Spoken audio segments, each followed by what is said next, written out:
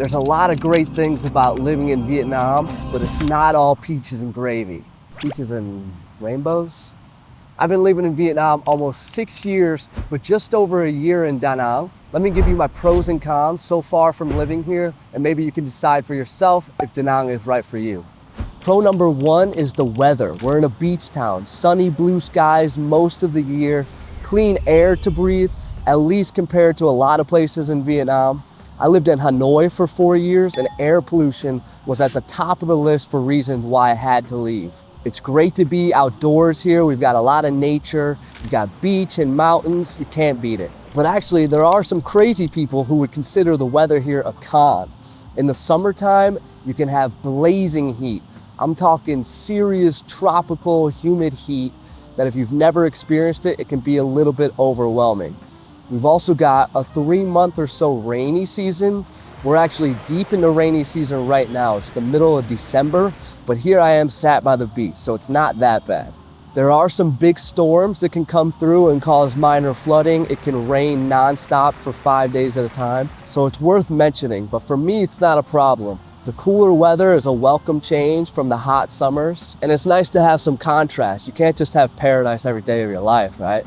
Pro number two is the cost of living. In my opinion, Vietnam has the best quality of life relative to cost of living in the entire world. I know it's not the cheapest country in the world, but I'm not planning on moving to Nigeria anytime soon. You could have a nice apartment close to the beach for $400 or $500 a month. You could easily do a studio for maybe $200 a month. I live in a 3-bedroom house and I pay $470 a month for rent. The food in Da Nang is amazing, even cheaper and higher quality than when I lived in Hanoi. I can eat all of my favorite meals for $1 or $2.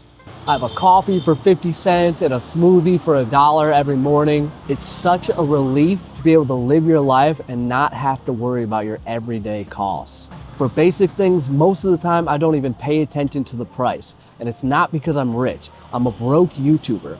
But if I lived in America on the amount of money that I spend in Vietnam, I'd be in poverty. My life would be miserable. Everyone here, even local Vietnamese with very low incomes, are generally very happy and content. Con number two is going to be the infrastructure. The cost of living is so low here because Vietnam is still a developing country. So they're constantly building, there's going to be construction noises all the time.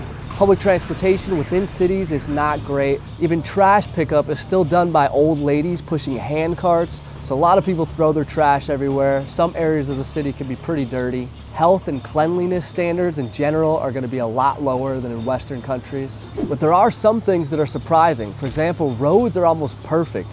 Even in remote areas of the countryside, all the roads are freshly paved. Not like in America where there's potholes everywhere. So the next pro is the local community of people here. So everybody's always very friendly and smiling. I live in a very local neighborhood with almost no foreigners, but I still feel like I fit in and I'm very comfortable here. I spend a lot of mornings hanging out, drinking coffee with the uncles, just chatting shit. It's a super relaxing way to start the day. I say hi to everybody that I walk by. Everybody says hi to you back. So in Vietnam, we're not all just strangers like in Western countries, just going around your business. Here, everybody is connected. It really is a community. And that has a lot to do with the long history of Vietnam, fighting against other countries, obviously makes everybody here more united. But one really interesting thing is the way that people interact with each other in Vietnamese language. So you don't say, hey you, or hey mister, or hey sir. You call everybody by family names. So everyone is brother, sister, auntie, uncle, grandma, grandpa. Ví dụ, đây là bạn của mình tên là Phu, đúng không? Nhưng mà mình không bao giờ sẽ nói hello Phu, hey Phu. Luôn luôn nói chào anh là brother. Right? Nếu mình nói chào anh ấy sẽ trả lời chào em là younger brother. This is the uncle that lives here at it's just a little house on the corner where all of our houses meet. So all the neighbors meet up here to drink coffee together. So I would call him chào chú. Chào chú là uncle. Chào con.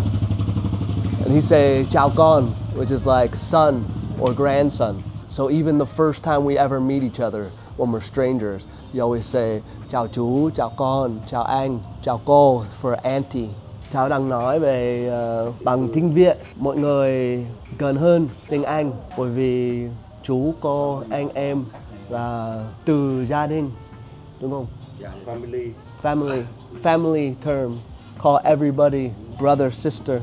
So that brings me to the next con, which is the language barrier. So I've been in Vietnam almost 6 years. I've been really trying hard the entire time to pick up Vietnamese.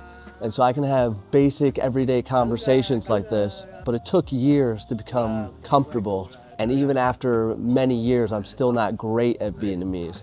So everyday conversation is okay, but it's really difficult to get into deeper subjects. These guys want to talk to me about Trump and what is Social Security? Does everybody in America get free money from the government? Why does everybody have guns? And I'm like, how do I answer this with the vocabulary of a 5-year-old? So if you're coming here fresh, it's gonna be a big hurdle trying to overcome the language barrier at first. It can be really frustrating and annoying when you can't figure out how to get things done because of the language. In the touristy areas, a lot of people will speak English. You'll be able to get by, no problem. But it does take a lot of effort if you want to really interact with the locals and get to that next level. But just so you know, there are plenty of foreigners who have really made the effort and they can speak Vietnamese way better than I can. There's people that have been here 10 years that can't speak a word of Vietnamese. So whichever way you go is okay. Pro number 4 is all of the interesting foreigners that you get to meet living in a place like this. So people want to move here from all over the world to be able to see a wild place and to escape some of those cost of living issues that I talked about earlier. One of my favorite parts about living here is meeting all these people that I would never had a chance to meet. It might seem intimidating how you're going to integrate into Vietnamese society, but there is still a giant expat community of people that you can hang out with. There's clubs and groups for whatever you're into. There's digital nomads, people that play every type of sport, people that like board games, people that just like to go out and drink. No matter what you're into, you'll be able to find like-minded people to hang out with. I started a travel group for people that are coming to Vietnam, either for short-term or long-term travel.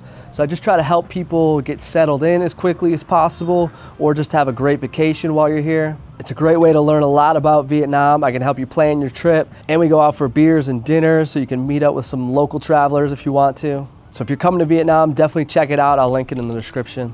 Another pro that I don't hear too many people talk about is the international airport. So the airport in Da Nang is probably the best airport I've ever been to. For one, it's really close to town, so you're never more than a 15-minute drive away from the airport. There's a lot of direct flights to neighboring countries. You can get to Thailand, Malaysia, Cambodia in less than 2 hours. Domestic flights are really cheap, about $80 round trip to get to Hanoi or Ho Chi Minh City or other cities in Vietnam. Da Nang is located right in the middle. It's about an hour to get anywhere. So it makes it really convenient to do little weekend trips here and there. If you ever get bored living in an awesome beach town, you can switch it up. You can head to the mountains, you can head to the big cities, whatever you want. Just a couple more cons, just so you don't think I'm working for the government or something. Jobs are pretty tough to come by. So if you're a foreigner, your options are pretty much limited to teaching English. Now it is possible to start your own business. There's a lot of foreigners that own bars and restaurants, but it does take a lot of initial investment. And for most people, that's not really going to be an option. So if you're retired, if you've got some savings, or you have some kind of online income, you'd be good to go. Other than that, finding work can be a little bit tricky. Another con for a lot of people is going to be the general chaos of Vietnam. I already mentioned the development and construction, but it is always busy, very noisy, sometimes dirty. You're going to see cockroaches, you're going to see rats running around. But you get used to all that. And for me, that's part of the thrill of living in Vietnam. It still feels like a wild place. But that's why I say it's not for everyone. It doesn't look like or feel like America or Europe or Australia. If you come here without an open mind, you might be shocked, and this might not be the place for you. For me, I love everything about Vietnam. This is going to be my home for a long time. I accept all of the flaws. But in case you think I'm too positive or biased, you can watch this video where I'll talk more about the things that I really don't like about Vietnam.